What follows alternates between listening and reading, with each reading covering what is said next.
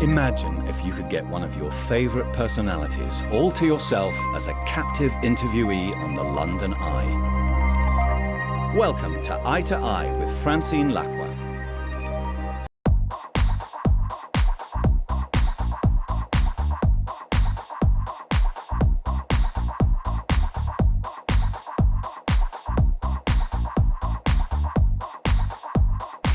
Welcome to Eye, the interview show for high flyers. My guest today is the international best-selling author who sold more than 100 million books. Meet Ken Follett.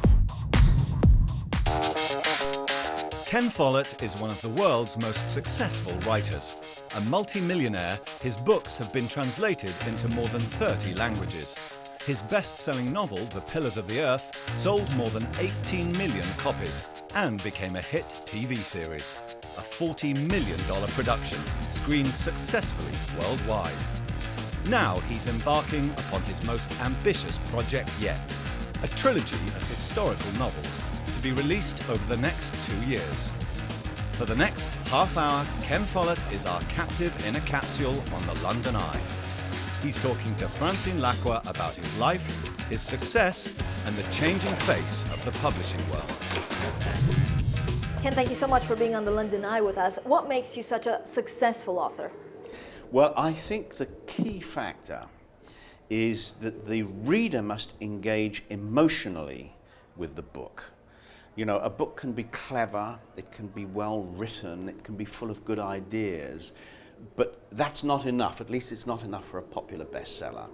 What people like is the emotional reaction. A tear comes to their eye, their heart beats faster, they feel indignant about something in the story, or they feel scared about what's going to happen.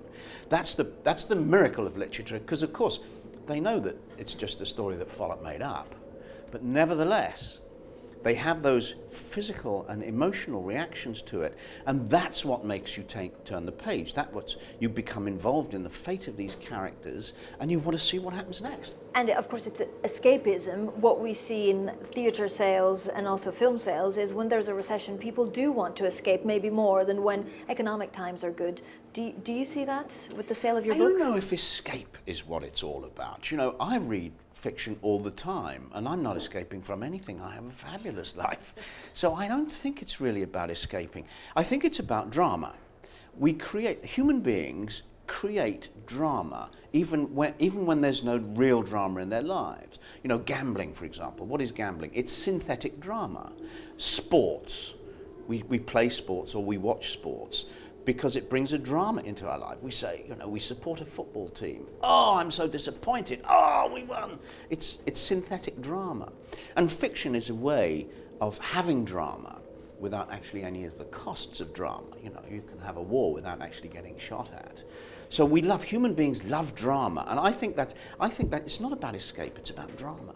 How has the way you do your business changed over the last 35 years? Today it's audiobooks. Do you have to be present in the film market to become more well-known and therefore more successful?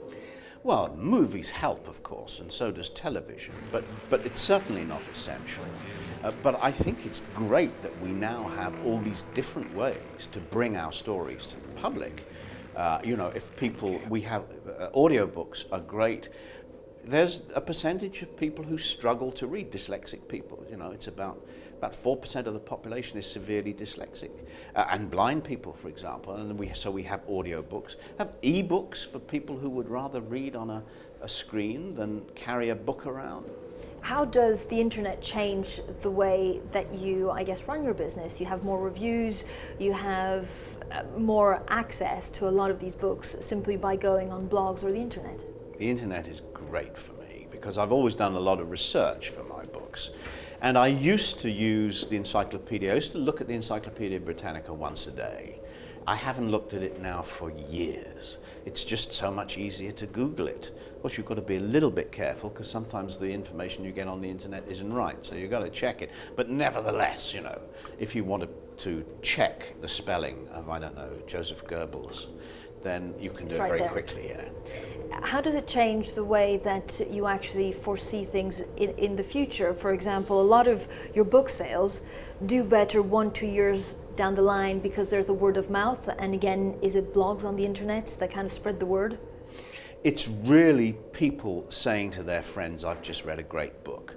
That's really how we sell books. I mean, of course, publishers spend money on advertising and so on, but the thing that really counts is if the book is so good that when you put it down, the first thing you want to do is tell your best friend, this is a great book. That's how we really sell books. That happened to The Pillars of the Earth. Initially, The Pillars of the Earth didn't sell spectacularly well, probably because most people think they're not going to be interested in a story set in the Middle Ages.